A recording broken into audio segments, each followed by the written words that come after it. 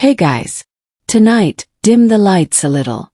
Maybe lower the volume just enough that you could fall asleep at any moment. Get comfortable because this is one of those stories you already kind of know. But never quite like this. Tonight, we're gently drifting into the beginnings of World War II. Simplified, flattened, smoothed out like a well-worn history textbook that's been left under a pillow for 70 years. No explosions. No battlefield heroics. Just people making slow, bad decisions. One paperwork-filled meeting at a time. Because World War II didn't really start with tanks rolling or planes screaming overhead. It started with exhaustion and resentment, and a lot of men in suits quietly convincing themselves they were being reasonable. So let's ease into it. When World War I finally ended in 1918, Europe didn't feel victorious. Felt tired, emotionally hollow. Like someone had hosted the world's longest, bloodiest dinner party and forgotten to clean up afterward. Germany in particular was told, quite firmly, that it was the reason everyone was upset. The Treaty of Versailles arrived in 1919 like an invoice no one could afford. Germany lost land. Germany lost its military. Germany lost its colonies. And Germany was told to pay a truly impressive amount of money for damages. This was all meant to prevent future wars. Because clearly, nothing stops conflict like humiliation and economic collapse. Of course, Germany signed the treaty, because there were no real alternatives, and immediately began resenting it. Quietly at first, then loudly, then obsessively. The 1920s were strange. Germany tried to be a democracy now. This new thing called the Weimar Republic. It was fragile. It was awkward. And it had the emotional stability of a folding chair on ice. Hyperinflation hit. Money became decorative. People were paid with wheelbarrows of cash that could barely buy bread. Savings vanished. Trust vanished. Hope wandered off and didn't come back. Meanwhile, the rest of Europe was pretending everything was fine.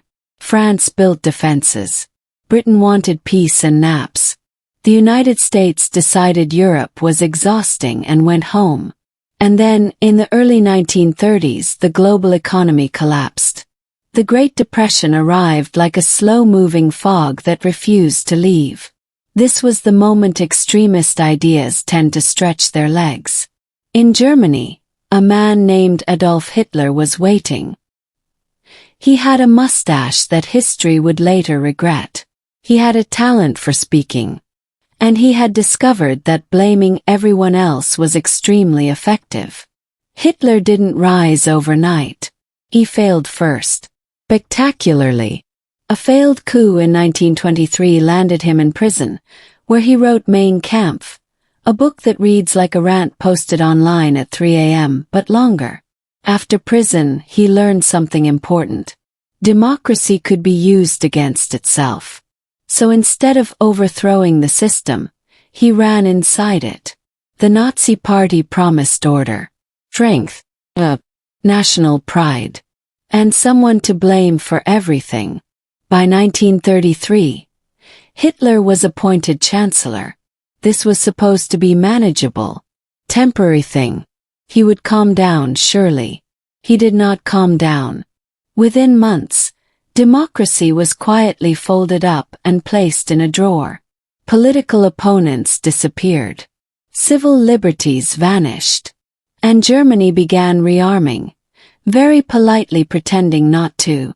Other countries noticed. They frowned. They wrote letters. They frowned harder. But no one wanted another war. Everyone remembered World War I too clearly. So they chose a new strategy, hoping really hard. Hitler moved step by step, testing boundaries, breaking rules slowly enough that each violation felt negotiable. In 1936, German troops marched into the Rhineland. This was explicitly forbidden. France could have stopped it. Britain could have supported France. They didn't. The troops had orders to retreat if confronted. They weren't confronted. Hitler learned something else that day. No one was stopping him. Around this time Italy, under Benito Mussolini, was doing its own thing. Mussolini had been in power since the 1920s. He liked uniforms. He liked speeches. He liked pretending Italy was still the Roman Empire. Italy invaded Ethiopia in 1935. The League of Nations, an early attempt at international cooperation, objected strongly, then did almost nothing. The League was very good at objecting, less good at consequences. Germany and Italy grew closer. Two regimes bonded by authoritarianism, ambition, and an intense dislike of being told no. Meanwhile, Germany was busy reorganizing its internal life. The economy improved, thanks largely to rearmament and public works. Unemployment dropped. Propaganda soared. To many Germans, things finally felt stable, comfortable, predictable, which made the next steps easier. In 1938, Hitler looked south to Austria. Austria was German-speaking, culturally connected, and inconveniently independent. Hitler was born in Austria, which made this personal. And like many personal matters, he handled it subtly by threatening invasion. Austria's government folded. German troops marched in. Crowds cheered. This was called the Anschluss. Again, the rest of Europe protested, then moved on. Later that year, Hitler demanded part of Czechoslovakia, the Sudetenland. It had ethnic Germans living there. That was the excuse. Britain and France gathered. They met Hitler. They negotiated. This was appeasement. Give him what he wants now, so he doesn't want more later. British Prime Minister Neville Chamberlain returned home declaring peace for our time. He meant it. He wanted it to be true. Hitler, meanwhile, heard something else entirely. He heard permission. By March 1939, Germany took the rest of Czechoslovakia. No excuses this time. Just took it. This was the moment it became very clear that appeasement wasn't working. Britain and France finally drew a line. The next target was obvious. Poland. Poland sat between Germany and the Soviet Union. It had land Germany wanted. And it was inconveniently protected by promises from Britain and France. Hitler needed a workaround. So he did something extremely cynical. He negotiated with Joseph Stalin. Stalin, leader of the Soviet Union, was deeply paranoid and pragmatic. He didn't trust Hitler. But he trusted Britain and France even less.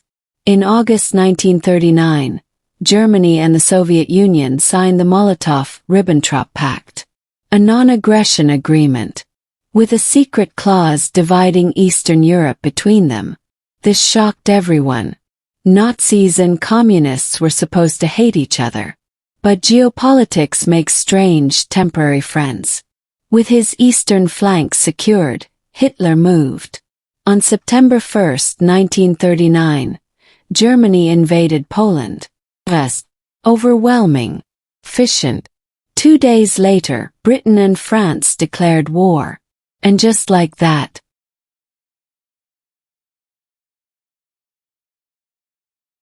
the thing everyone had been avoiding quietly arrived. World War II had begun. Not with a single dramatic moment, but with years of hesitation, misjudgment, fear, and people desperately hoping that someone else would deal with it. And that's where we'll gently pause for tonight. Because next time we'll float outward, watching this regional disaster slowly stretch across continents. So settle back, let the timeline blur a little. And when you're ready, we'll continue. Part 2. The war spreads very politely at first. Alright, let's ease back in. The war had technically begun. Papers were signed. Declarations were made. But for a while, nothing much seemed to happen. This phase was later called the Phony War, which sounds whimsical, but mostly meant everyone was standing around, anxious, pretending they knew what they were doing. Britain and France had declared war on Germany. But they didn't immediately invade. They fortified. They waited. They hoped. Germany, meanwhile, was busy finishing up Poland. Poland never really stood a chance. Germany attacked from the west. Then, just over 2 weeks later, the Soviet Union invaded from the east. This was part of that secret agreement we mentioned earlier. Poland was crushed quickly. Its government fled. Its territory was carved up. Britain and France couldn't help Poland in time. They watched and felt uncomfortable. Winter arrived. Everyone paused. Then, in April 1940, Germany moved again. This time north. Denmark fell in hours. Norway lasted a bit longer. Germany wanted control of shipping routes and iron supplies. Britain tried to intervene. It went poorly. By May, Hitler turned west. This was the big gamble. Germany invaded the Netherlands, Belgium, and Luxembourg. Not because they were the main target, but because France had spent years preparing for a defensive war. In the wrong place. France relied heavily on the Maginot Line, a massive system of fortifications along its border with Germany. Concrete. Real. Confidence. Germany simply went around it. Through the Ardennes forest. A place the French believed tanks couldn't pass. They could. They did. German forces advanced rapidly. French defenses collapsed. British troops were pushed back to the coast. At Dunkirk, hundreds of thousands of Allied soldiers were evacuated. Fishing boats, civilian ships, anything that floated. It was framed as a miracle. And it was. But it was also a retreat. France fell in June 1940. Paris was occupied. The French government surrendered. A collaborationist regime was set up in Vichy. Hitler toured Paris briefly, took photos, left. Britain was now alone. This is where Winston Churchill comes fully into focus. He had just become Prime Minister. He was stubborn, verbose, and deeply aware of how bad things looked. Germany prepared to invade Britain. But first it needed air superiority. Thus began the Battle of Britain. German bombers targeted airfields, cities, infrastructure. British pilots flew constantly. Exhausted. Outnumbered. Eventually, Germany shifted its bombing to cities. The Blitz. London burned. So did many other cities. Civilians sheltered in subways. Listened to radio broadcasts. Carried on. Britain did not surrender. Hitler postponed invasion plans. And quietly decided to look east. Meanwhile, the war widened. Italy entered the war on Germany's side in June 1940. Mussolini hoped for easy victories. He did not get them. Italian campaigns in North Africa and Greece went badly. Germany had to intervene, which annoyed Hitler. But alliances are like that. In North Africa, British and Axis forces bounced back and forth across the desert. And supply problems. In the Balkans, Germany invaded Yugoslavia and Greece in 1941. Quick victories. More territory. But all of this was secondary. Hitler's main obsession was the Soviet Union. Despite the non-aggression pact, Hitler never intended peace with Stalin. He wanted land, resources, and ideological destruction.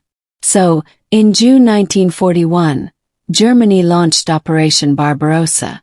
It was massive, the largest invasion in history. German forces surged into Soviet territory. At first they advanced quickly, encircling armies, capturing cities. Stalin was stunned, then furious, then focused. The Soviet Union absorbed the blow, retreated, burned its own land to deny resources. Winter arrived. Again. German troops were unprepared.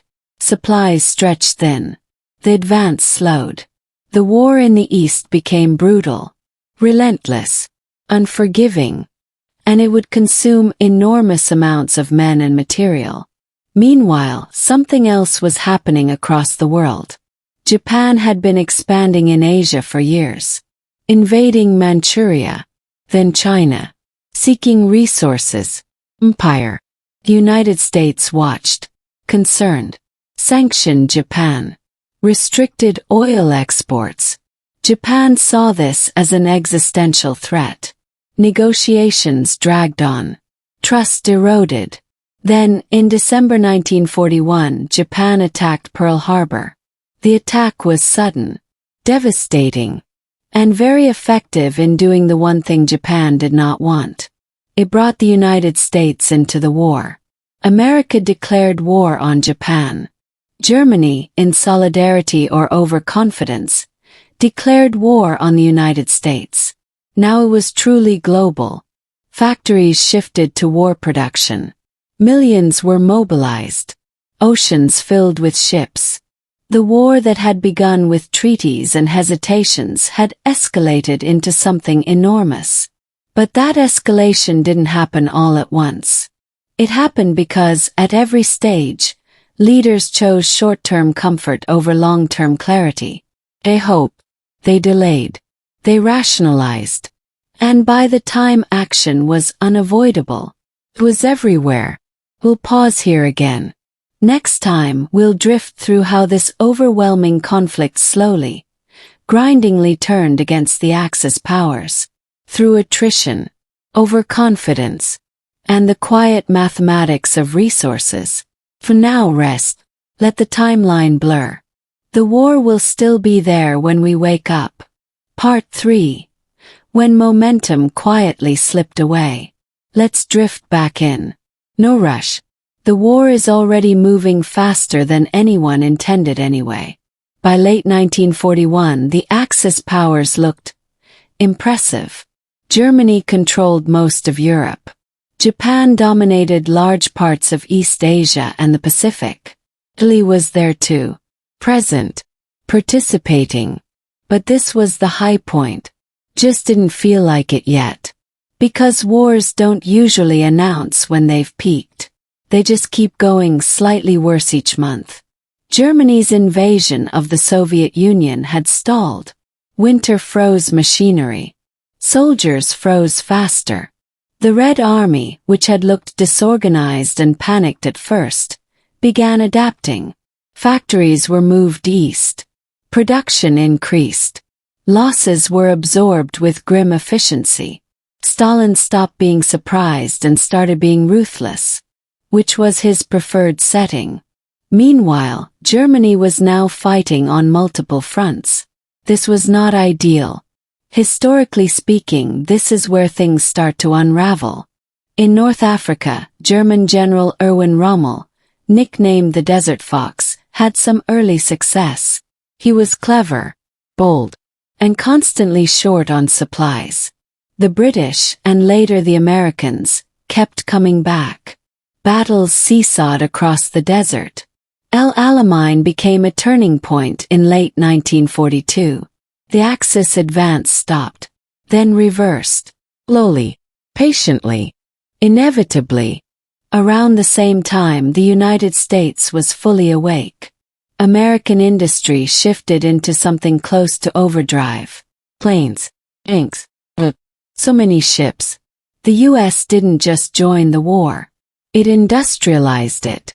In the Pacific, Japan initially moved fast, capturing territory, disrupting Allied positions.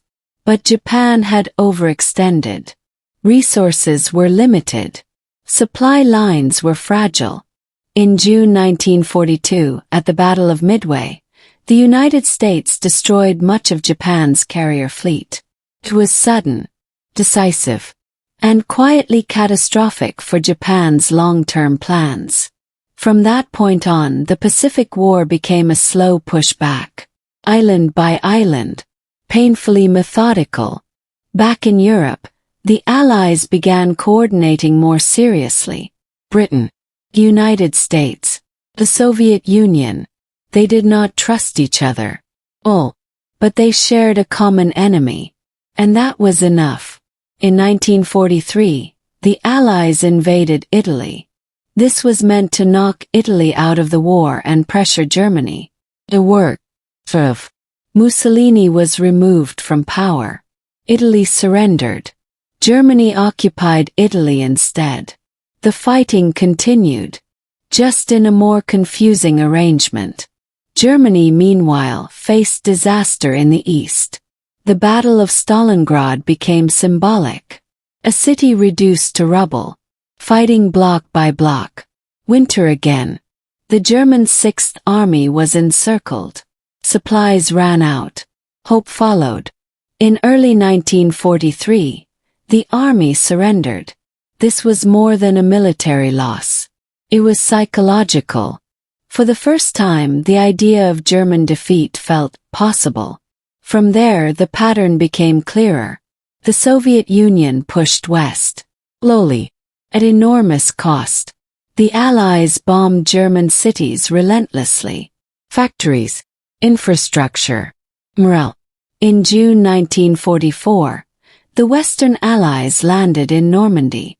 D-Day. It was massive. Chaotic. Carefully planned and deeply uncertain. But it worked.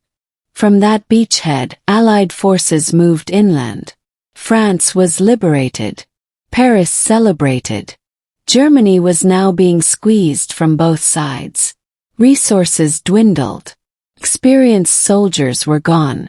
Decisions became erratic. Hitler refused to retreat. Refused compromise. Clung to control. Which, historically, is not the move you want at this stage. By late 1944, Allied forces were entering Germany itself. The Soviet Union advanced from the east. Cities fell. Refugees flooded roads. Berlin waited. Japan too was losing ground. American forces advanced closer to the Japanese mainland. Air raids intensified. Yet surrender was unthinkable. Culturally, politically, personally, the war dragged on. And that's the thing about World War II. It didn't end because someone suddenly realized it was a bad idea. It ended because the systems supporting it collapsed. Industries failed. Armies were exhausted. Cities were ruins. The beginning of the war had been shaped by fear of action. The end would be shaped by the inability to continue. But we're not there yet. Next time we'll gently move into the final phase. Collapse. The aftermath. And how a war that started simplified left the world anything but. For now, let the engines fade. Let the maps blur. History can wait until morning. Part 4. The slow, tired ending nobody found elegant. Alright. Let's settle back in again. By 1945, everyone involved was exhausted. Not dramatically exhausted. Not poetically exhausted. Just worn down. Like a machine that had been running too long and was now rattling in ways no one wanted to listen to anymore. Germany was shrinking. Literally. Territory lost. Cities flattened. Railways broken. Fuel non-existent.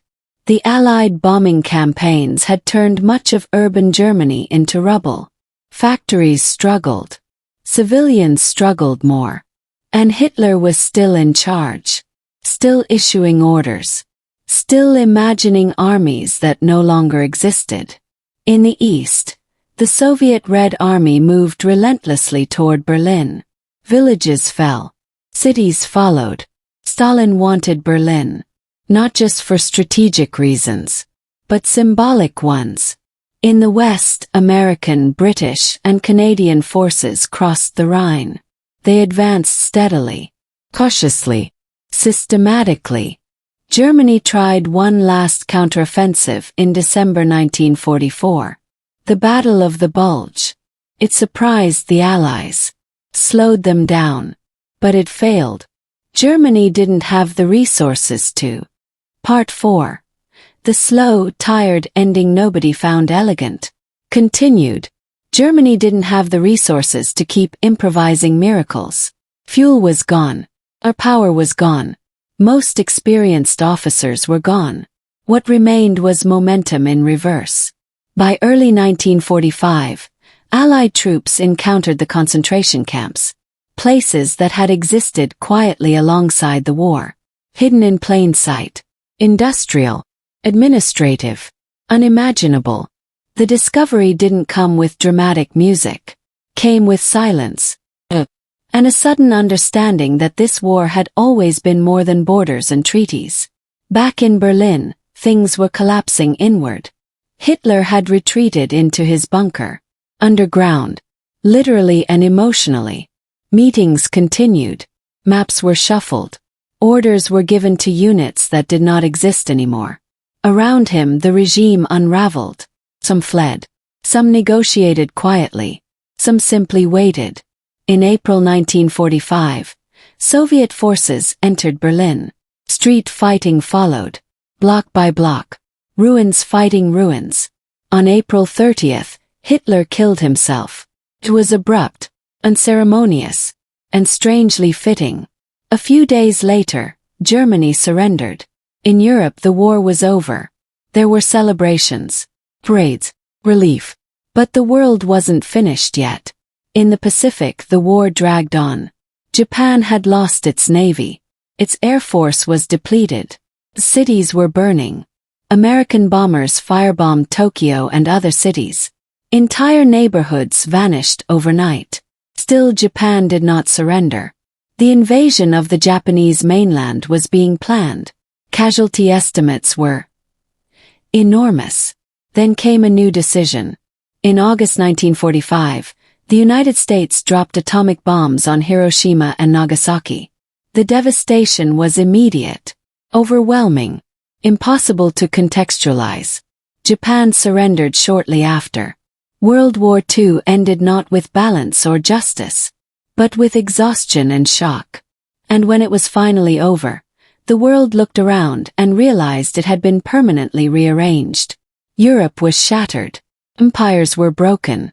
The United States and the Soviet Union emerged as superpowers. And they did not trust each other. A new tension replaced the old war. Cold, ideological, persistent. Borders shifted. Nations rebuilt. Memories lingered. And all of it traced back to those early years. To treaties signed with resentment. To fears of confrontation. To leaders choosing delay over clarity. World War II didn't start because everyone wanted a global catastrophe. It started because no one wanted one badly enough to stop it early. And that's the simplified truth. Often, smooth, still heavy. So as we fade out tonight, remember, history rarely begins with explosions. It begins with paperwork, meetings, and people hoping someone else will handle it. Rest easy. The war is finally over.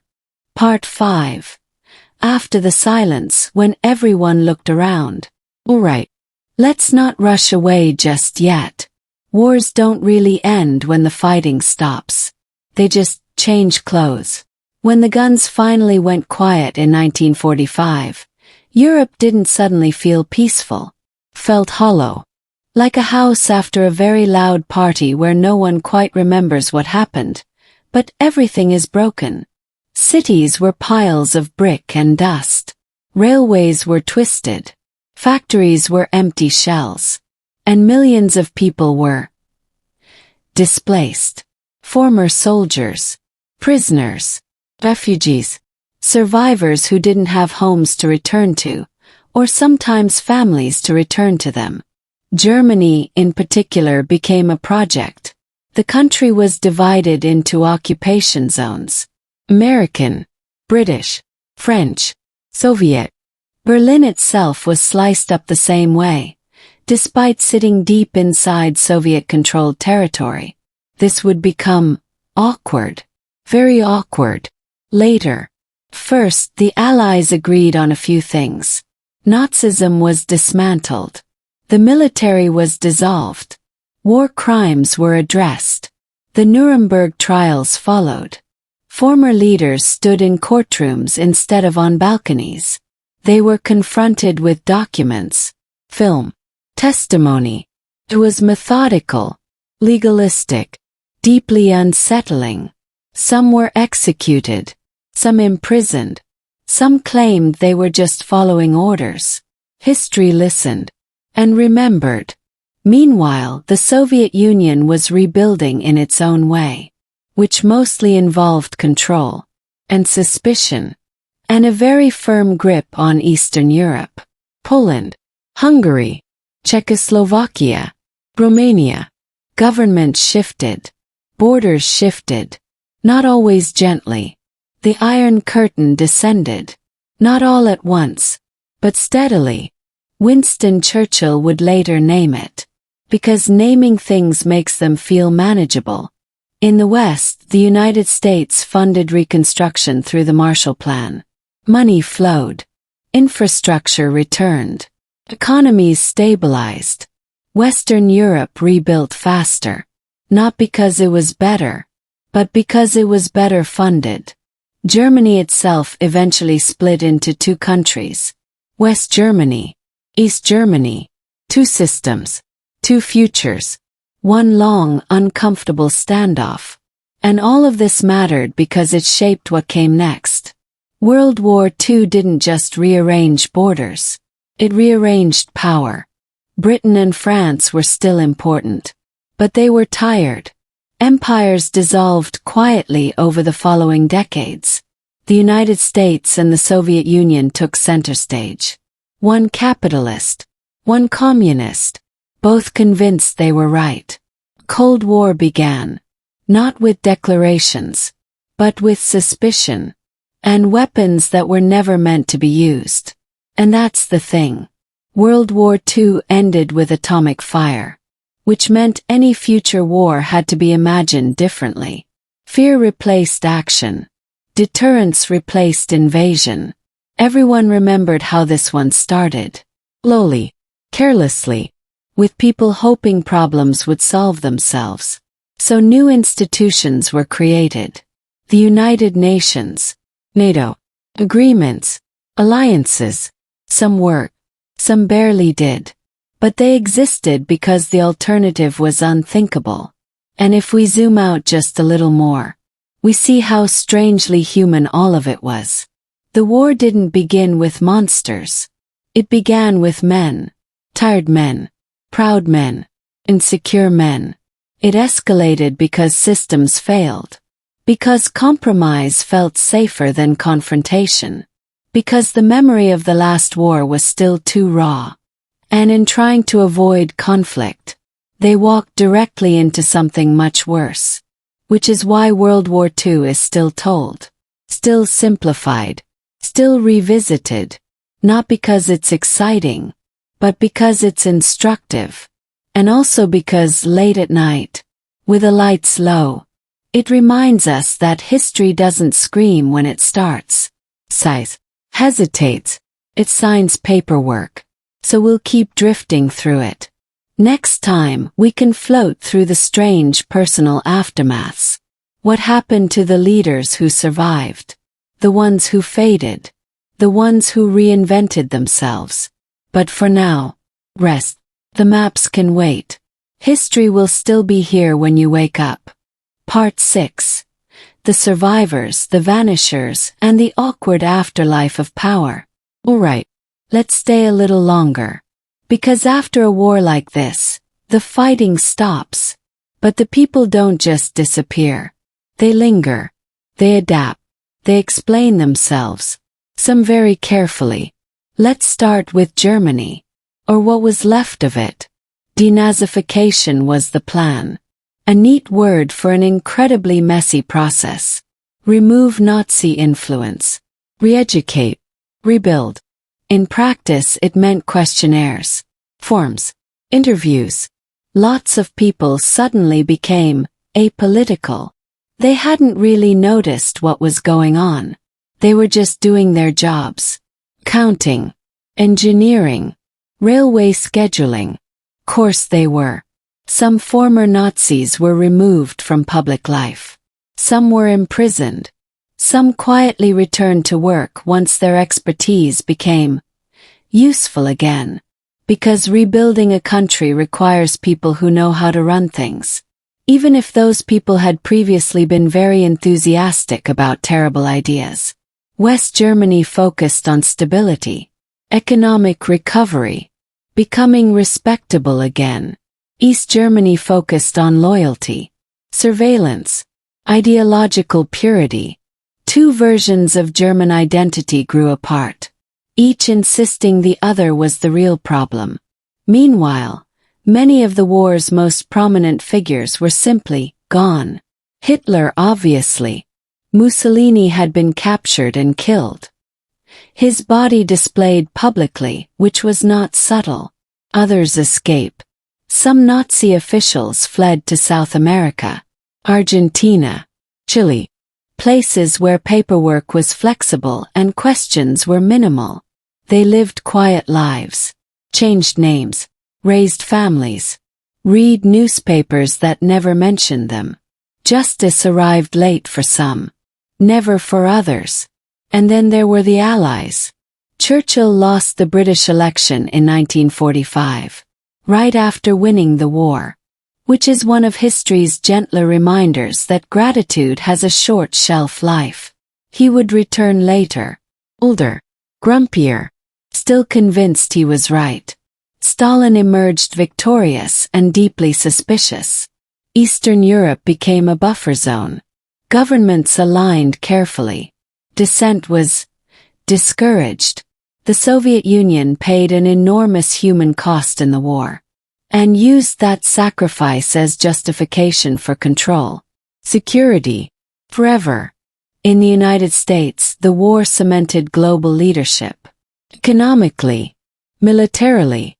But it also introduced something new. Anxiety. Because victory came with responsibility. And nuclear weapons. The bomb had ended the war. And quietly begun another era. Fear became permanent. Every conflict now carried the possibility of ending everything. So restraint became strategy. Sometimes, Japan rebuilt differently. The emperor remained, reframed, humanized. The country adopted a new constitution, pacifist, restrictive, and focused on economic growth instead of empire. It worked remarkably well. Across the world, former colonies watched closely. European powers were weakened, distracted. Independence movements accelerated. India, Africa, Southeast Asia. World War II didn't just destroy empires. It exhausted them.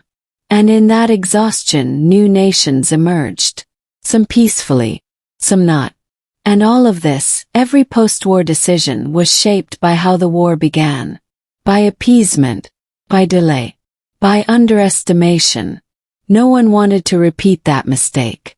Which is why, paradoxically, the post-war world was both cautious and tense. Prepared for war.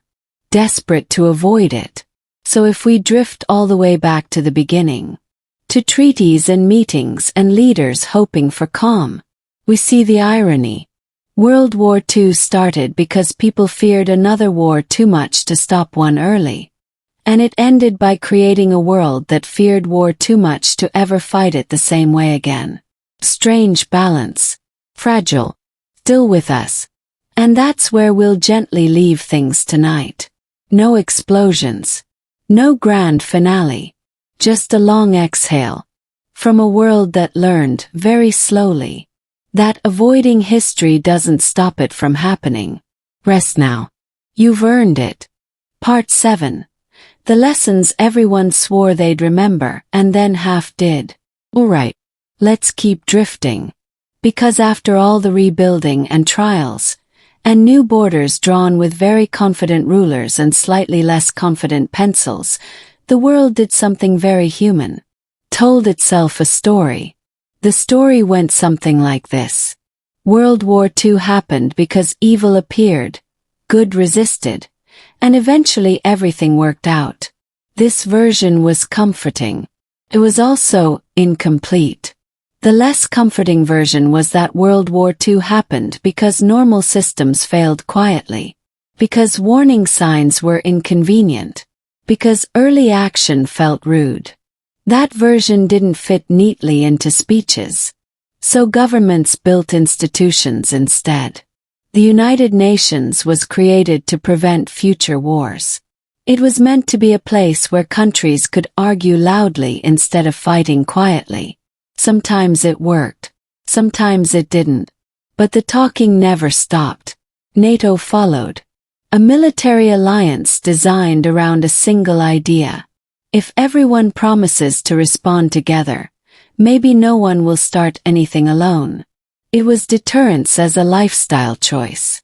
In response, the Soviet Union organized its own alliances. Because symmetry feels safer than trust. And so the world settled into a new rhythm. No world wars. Plenty of smaller ones. Conflicts by proxy. Ideological competitions. Arms races conducted with spreadsheets and fear. Everyone remembered 1939. Everyone remembered what hesitation had cost. So hesitation was replaced with readiness. Missiles were built and never used. Armies trained for wars that didn't happen. Generations grew up knowing the war was always possible, but never today. And strangely, that worked. For a while. Back in Europe, borders stabilized. Germany eventually reunited decades later, quietly undoing a division that had once seemed permanent. France and Germany became partners, which would have sounded absurd in 1918 or 1940. History does have a sense of humor. Very dry. Japan became an economic powerhouse. Italy reinvented itself. Britain adjusted to a smaller role. Grumbled about it. Adjusted again. And the United States stayed involved. Because once you become central, it's very hard to step away. All of this traced back to the war's beginning. To those early moments when choices could have gone differently. That's why historians keep returning to the "how did it start?" question. Not because the answer is dramatic, but because it's unsettlingly ordinary. No single meeting caused World War II. No single villain flipped a switch. It was treaties written in anger. Economic collapse met with pride. Fear disguised as patience. And that's what makes it uncomfortable to talk about late at night. Because it doesn't feel distant. Feels familiar. We like to believe we'd notice the warning signs now.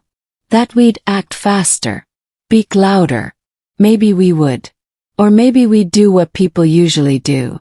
Hope things settle down on their own. And that's the real reason this story never goes away. Why it's simplified. Repeated. Retold in calm voices at 2 a.m. Because history isn't trying to scare us. It's trying to remind us. So as we wind down tonight, as the maps fold themselves back into drawers, and the names blur together, remember this part most of all. World War II didn't begin with chaos. Began with caution. And the world has been trying to balance those two things ever since. Sleep easy. History isn't finished. But for now, can wait.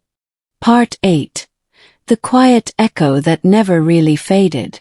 Alright, we can keep going. There's no rush. History isn't going anywhere.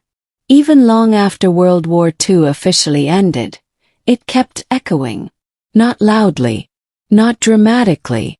Just persistently. In textbooks. In borders. In habits.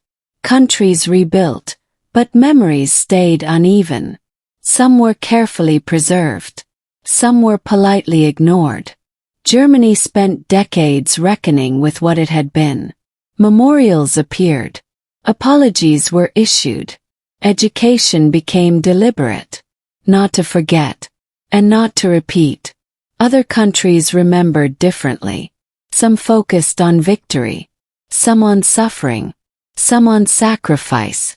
Everyone curated their own version of the story.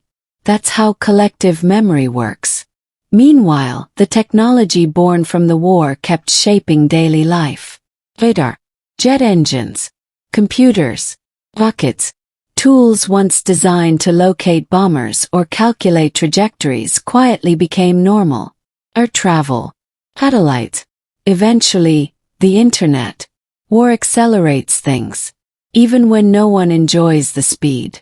Nuclear weapons remained, hidden in silos, submarines, diagrams. They were never used again in war, which feels reassuring and terrifying, because peace in this case depended on mutual fear. Everyone agreeing that pressing the button would be the worst possible choice.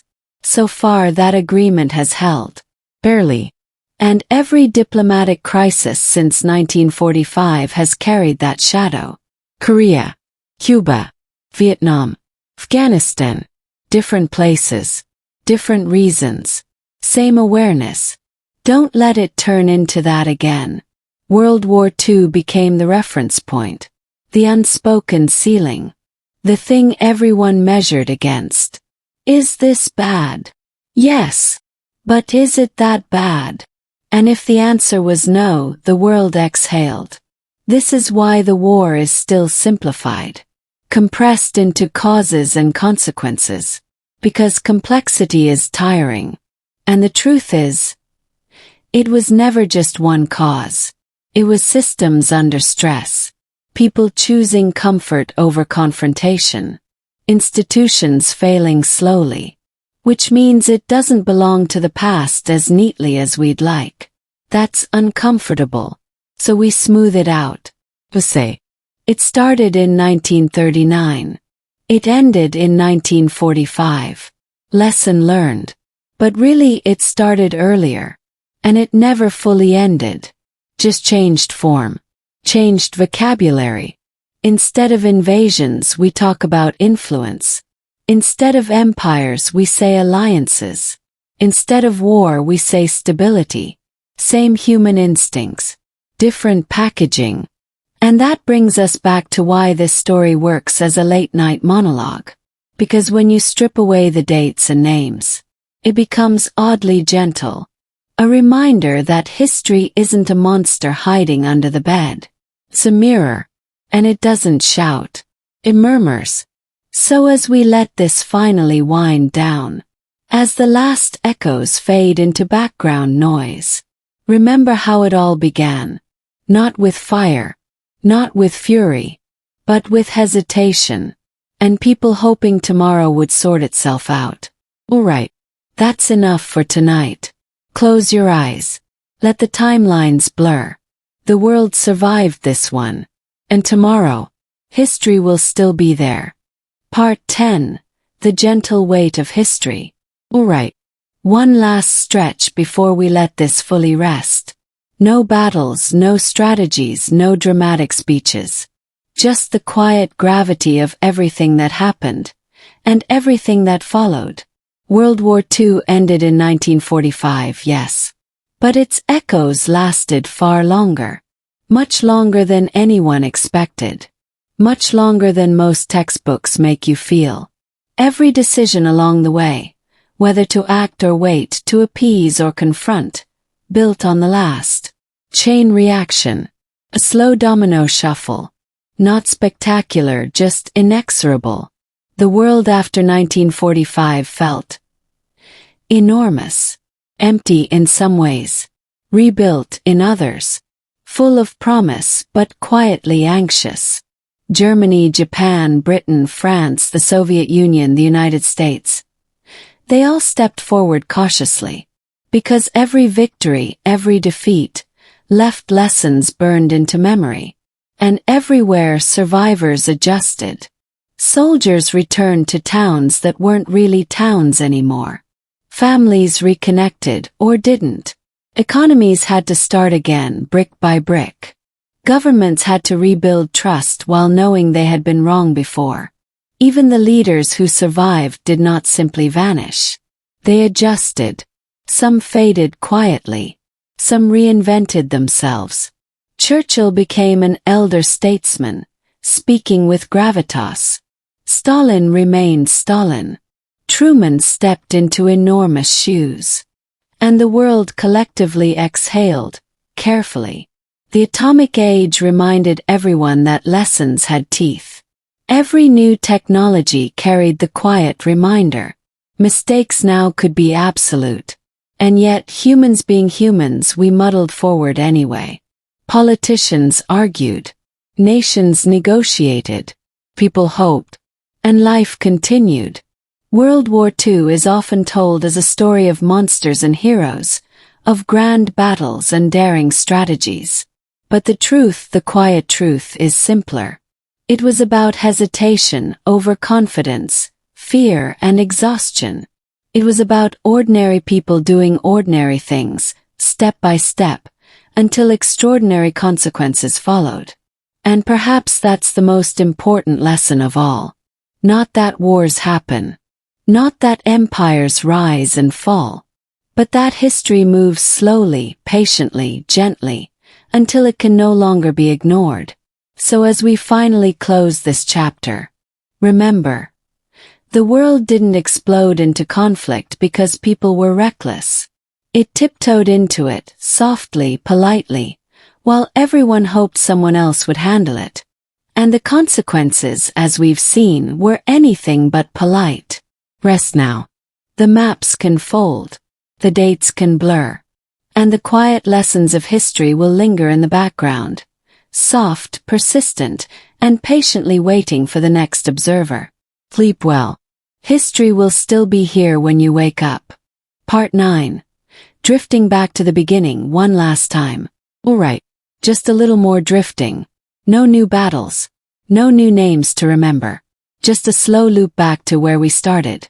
Because the strange thing about World War II is how undramatic its beginning feels once you've watched the whole thing unfold. After all the rubble.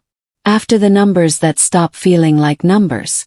After the maps are redrawn and redrawn again. You look back at the start. And it feels small. A treaty signed in a mirrored hall. A politician insisting things will calm down. A public that mostly wants stability and cheap bread. Nobody woke up in 1933 thinking, yes, today feels like the opening act of a global catastrophe. They woke up thinking about jobs, borders, pride, fear of embarrassment.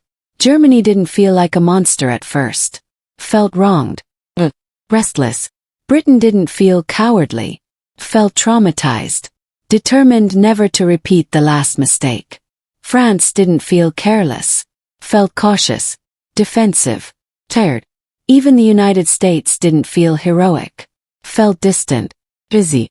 Uninterested in Europe's emotional mess. And Japan didn't feel reckless. It felt cornered. Resource-starved. Impatient. Everyone had reasons. That's what makes it unsettling. World War II didn't start because people were irrational. It started because they were very rational. Using short-term logic in a long-term disaster. Each step made sense in isolation. Each compromise felt survivable. Each delay felt responsible. Until suddenly, it wasn't. And that's the part history teachers try to slow down. Because if you rush through it, it sounds obvious. Of course appeasement failed. Of course dictators don't stop voluntarily. Of course economic collapse breeds extremism. But living through it doesn't feel obvious at all. Feels foggy, uncertain, full of meetings that end without conclusions. That's why this war refuses to stay in the past. 'Cause its opening notes sound too much like normal life. So when people say, how did World War II start? The simplest honest answer is, started quietly, while everyone was looking elsewhere. While everyone hoped someone smarter, braver, or louder would step in. And by the time they did, the machinery was already moving. That's not a scary lesson. It's a sleepy one. A gentle reminder. History doesn't sprint at you screaming. Shuffles. Coughs politely. It waits for you to ignore it. And that's why, late at night, With the lights dim and the world finally quiet, this story still gets told. Not to excite, not to shock, but to soothe us into remembering. Alright, that's enough drifting. Let the war fade back into the pages. Let the maps fold themselves away. Sleep now. History will still be here when you wake up. Art 13. The Gentle Echoes. Looking back and forward. Alright. If you're still with me, let's take one last slow walk through the echoes of this war. No new battles. No names to memorize. Just reflection. Even after the surrender of Germany and Japan, the world didn't suddenly feel calm. Felt enormous. Quietly anxious. Rebuilt but fragile. Decisions made decades earlier. The hesitation to act, the cautious diplomacy, the hope that someone else would solve problems, still shaped everything. Borders, governments, alliances, even the way ordinary people approached conflict. All subtly influenced by those early years of 1939 and 1940. Technology born from war quietly transformed life. Computers, radar, jet engines, rockets. Tools designed for destruction slowly became tools of exploration and connection. Even the atomic bomb, which ended the war in the Pacific, created a new kind of vigilance. A soft, persistent reminder that human decisions matter. Leaders and nations adjusted. Some quietly faded. Some rebuilt. Some tried to rewrite the story for comfort. And for ordinary people, life went on. Families pieced themselves together. Cities were rebuilt slowly, brick by brick. Societies recovered. Yet the lessons lingered. Not as alarms, not as screams, but as a quiet awareness. Hesitation, pride, overconfidence. All these human tendencies could accumulate into extraordinary consequences. World War II began softly, spread steadily. It ended quietly, leaving behind a world forever altered. Its echoes remain, not as war, but as vigilance, as institutions, as memory. So as we finally close this chapter, remember, history does not rush. It whispers, nudges, and it waits for us to notice. Sometimes that is all it asks. Sleep now. Let the maps blur. Let the lessons settle. The war is over, and the world continues. Part 14, The Last Drift. Letting history rest. Alright, this is truly the final drift tonight. No new events, no dates, no strategy maps. Just the quiet settling of a story that touched the entire world. Even after all the rebuilding, the trials, the treaties, and the borders redrawn, World War II continues to whisper.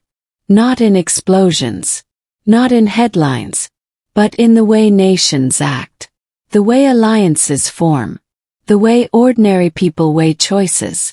The world we live in today, its politics, its fears, its institutions, carries the echoes of those quiet early missteps in 1939. The hesitation, the hope that someone else would intervene, the decisions made step by step, that combined into something extraordinary and tragic. Even technology, born for war, quietly shaped peacetime. Radar, rockets, computers, the atomic bomb. And people adjusted. Countries rebuilt. Leaders adapted or quietly faded. Families returned home. Societies slowly stitched themselves back together. But the war never truly leaves. Its lessons linger, patiently, toughly, waiting to be noticed. World War II started quietly, escalated steadily, and ended with an uneasy calm. Its whispers remain. In vigilance, in memory, in human choice. So as we finally let this story rest tonight, remember, history is patient, history is quiet, history waits.